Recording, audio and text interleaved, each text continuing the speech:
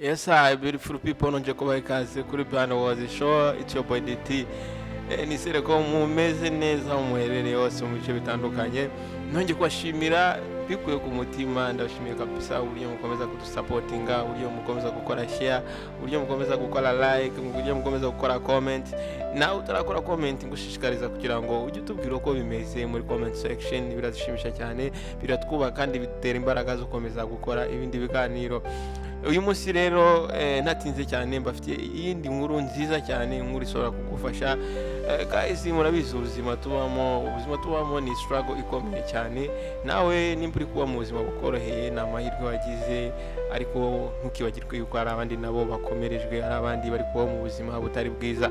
Uyu munsi rero ngufitiye story ushobora kwigiramo ibintu byinshi cyane. Ngufitiye umwana w'umukobwa hano, umwana w'umukobwa wahisemo gufata ubuzima bwe yarabayemo bubi agahera from scratch to successful life. Injira muri comment section unyandikiremo ngo everything is possible, nimba uvuga icyongereza, nimba ukoresha ikinyarwanda rikamo ngo byose birashoboka. Nizere rero kuri gumane nanjye 5/5 kandi wakoze guhitamo Behind Was Show. See you soon.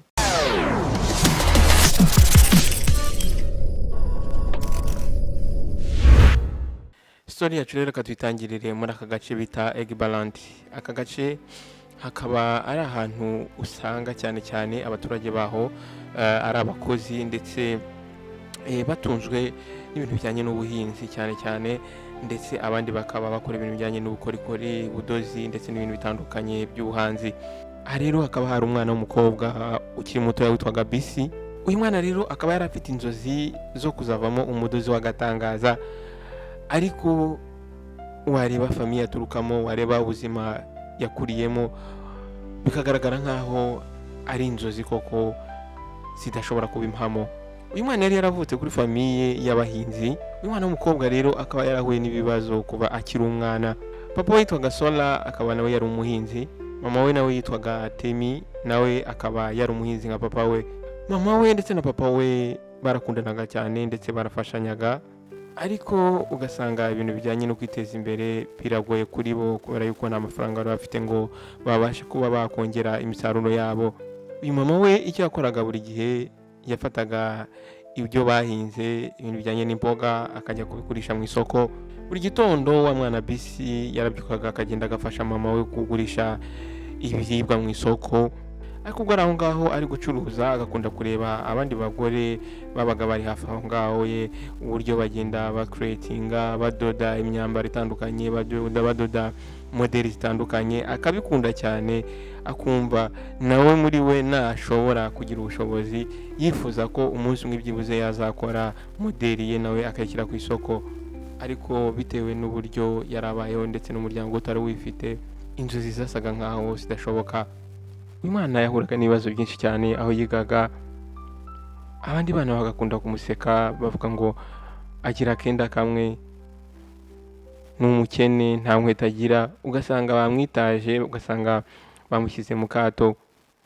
Bisi nubwo yahuraga n'ibibazo bitandukanye ku ishuri ndetse n'ahandi hose yabaga ari, ntabwo byigeze bimudistabinga cyangwa se ngo bimukure mu murongo. Umwana yari afite inzozi zo kuzakora modeli ye kandi akayilonshinga, akayigaragaza. Bisi rero icyo yakoze, yaragiye yegera umuntu udoda, arangije amusaba ibice by'ibitambaro biba byasigaye.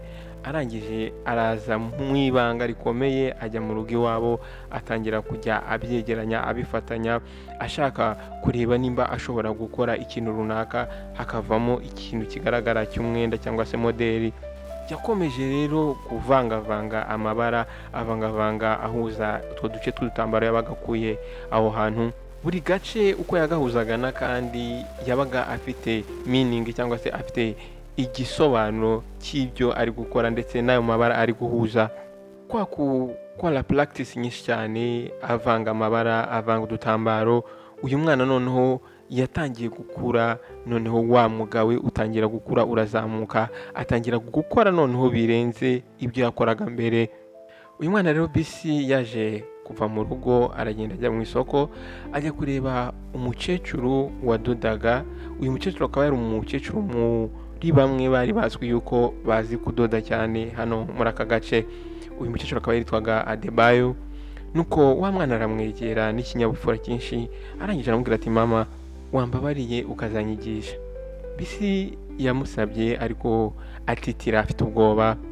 Nuko mama Adebayo arangije aramureba mu maso, nuko arangije aramubwira ati mwana w'umukobwa, iyi ngibi ntabwo ari imikino, ibi ngibi bisaba impano ndetse bisaba kwitanga ndetse no gukora cyane.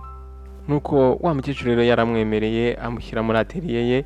Wa mwana w'umukobwa noneho atangira gukora bya bindi yarazi, noneho afite n'ibikoresho ndetse afite n'ibitambaro bihagije. Umwana atangira gufata amabara atandukanye, atangira gufata ibitambaro bitandukanye, arabihuza ku buryo ubona ko akora ikintu gitangaje, ikintu gifite meaning, gifite ubusobanuro buhambaye. Ariko nk'uko mubizi mu buzima, iyo uri gutera imbere, iyo uri gukora ibyiza, ntabwo ari uko bose bagusapotinga, ntabwo ariko bose babyishimira. Aho hafi ye hari umwana w'umuhungu witwaga Tulu, nawe akaba yarakoranaga n'uwo mukecuru. Yari umwana wakuranye n'uyu mukobwa Bisi. Uko rero impano y'uyu mwana w'umukobwa Bisi yagendaga ikura, wa mwana w'umuhungu Tulu we noneho yatangiye kujya agenda agira ishyari rirerire cyane, ishyari rikomeye cyane. Ishyari ritangira gukura mu mutima we, ku buryo ubushuti bari bafitanye noneho bwaje guhinduka. Noneho wa mwana w'umuhungu atangira kuba umwanzi wa mbere w'uyu mwana w'umukobwa. Yahisemo kugenda akwirakwiza inkuru ndetse azibwira abashuti be, ababwira ati murabona uriya mwana w'umukobwa witwa Bisi arateka yuko ashobora gutwara izina rya mama Adebayo muri aka gace kose, arashaka kwigira umuntu wamusimbura hano muri aka gace. Tulu yakomeje rero gukwirakwiza ibihuha, abibwira buri umwe wese, avuga ati Bisi ni umwana mubi, Bisi arashaka kurimbura izina rya mama Adebayo hano mu gace. Nuko abantu bose bari bazi uyu mwana Bisi, ubu noneho batangiye kujya bamureba nk'abantu bamukeka, batangira kumucikaho. Umunsi umwe rero ari mugoroba, ubwo Bisi yaragiye kuvoma amazi ahantu ku mugezi, yumvise inyuma ye hari abagore bari bahagaze ariko barimo bamuvuga, bavuga bati uyu mwana w'umukobwa Bisi akeka yuko ashobora kuba umuhanga kurusha mama Adebayo. Umwana w'umukobwa byaramubabaje cyane. Guhera uwo munsi uyu mwana w'umukobwa batangiye kumwisolatinga, batangira kumucikaho asigara ari wenyine. Mu rugo naho babashije kubona yuko umwana w'umukobwa abantu bose bamucitseho. Mama we atangira kubona yuko umwana w'umukobwa ari kugenda ananuka, hari kitagenda, uko yagomba guhitamo kugenda agafasha ababyeyi be cyangwa se akirukanka inyuma y'impano ye. Hano rero muri aka gace ka Egubaland hakundaga kubaho ibintu bijyanye na festival, ariko iyo festival ikaba yabaga irangwa n'ibintu bijyanye n'ubugeni n'ubudozi. Abantu bakabasha kumurika ibikorwa byabo, bakamurika imyambaro bagiye bahimba. Muri iki gihe rero iyo festival yari yegereje, noneho Bisi atangira gutekereza ko ariyo mahirwe ye, ashobora guprofita akaba yabasha kwerekana ubuhanga bwe. Yahise yicara n'umutima we wose, atangira gukora imyambaro myiza, atangira gukora design nziza azabasha kujya gupresentinga muri festival.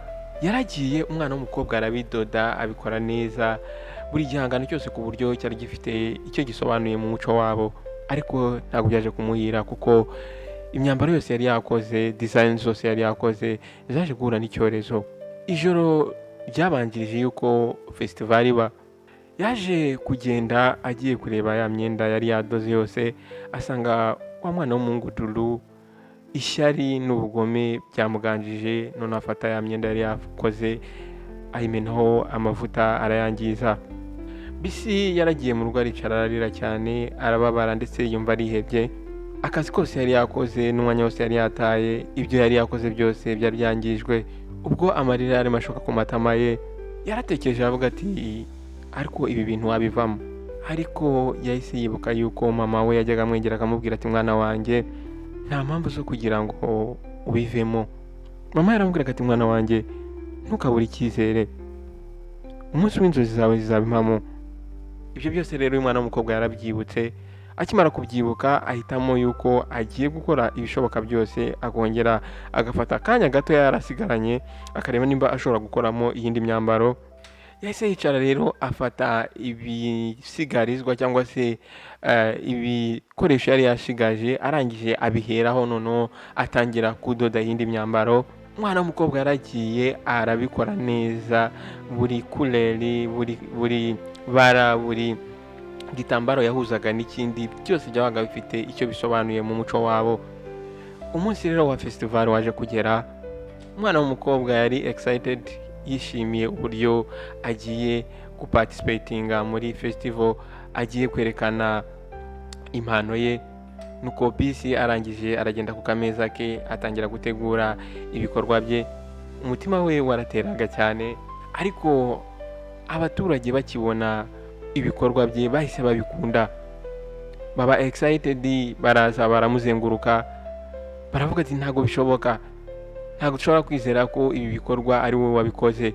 Umwana w'umukobwa yarishimye cyane, yongera agarura imbaraga mu mutima. Ibyo yari yakoze byose ndetse n'abandi bari aho ngaho muri festival, abantu bashe nk'aho babirengagije, ahubwo baraza bazenguruka wa mwana w'umukobwa.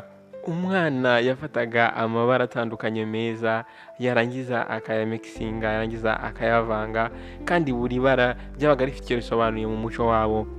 Abantu baho ngaho bose rero bahise batangira gukunda uyu mwana w'umukobwa, batangira gukunda ibikorwa bye, batangira gukunda creations ze, batangira gukunda impano ye. Icyo gihe rero abantu bari bamuzengurutse aho ngaho, bisi yarishimye atangira guseka. Wa mukecuru mama Adebe nawe yari aho hafi ari kubareba, arangije biramushimisha cyane. Mama Adebe yabona yuko kuba yarafashije umwana w'umukobwa atakoze ubusa.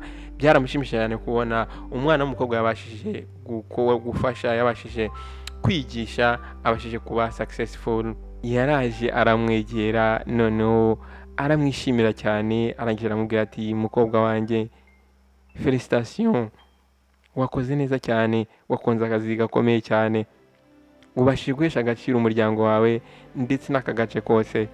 Tulu yarari aho ngaho nawe, ariko atangira kuza yegera bisi na wa mushiha we, ndetse yari agifite na rya shyari, atangira gusakuza cyane ati bisi, uratekereza yuko ushobora kunyambura buri kimwe cyose? Ariko bisi aramureba, agumana imbaraga ze. Nuko arangije abwira umwana w'umuhungu ati Tulu, wangije akazi kanjye, njyewe naketse yuko turi inshuti. Abantu bari aho ngaho bose bahise batangira kumirwa, batangira ndetse no kubona ko uyu mwana w'umuhungu atari umwana mwiza. Nuko mu gihe bakiri aho ngaho bataratandukana, bisi arangije aramubwira ati Tulu, ndabyibuka igihe twabaga twese twicaye turi kuganira, buri umwe abwira undi inzozi ze. Ese niki gishobora kwangiza ubushuti bwacu? Yabibwiye umwana w'umuhungu n'umutima ufunguye. Ako kanya rero Tulu nawe yahise ahindura intekerezo, bahitamo kwiyunga, bahitamo kuba inshuti, aho kugira ngo ishyari ndetse ishyari ribashe kuba ryakwangiza ubushuti bwabo. Bahitamo kumva yuko umuntu ukurusha ushobora kumwigiraho, ndetse nawe ashobora kukwigiraho ukamwigisha ibyo umurusha.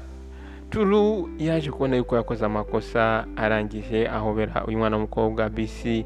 Nuko arangije amusaba imbabazi, ndetse yatangiye kujya afasha bisi mu bijyanye no kudoda, ndetse yatangiye kujya amwigiraho ibintu byinshi cyane bitandukanye atarigeze anamenya igihe cyose yari amaze akora uyu mwuga w'ubudozi. Wa mwana w'umukobwa rero bisi yaje gutera imbere, ibikorwa bye biramenyekana, atangira ndetse kujya supplyinga, akohereza n'ibikorwa bye hanze.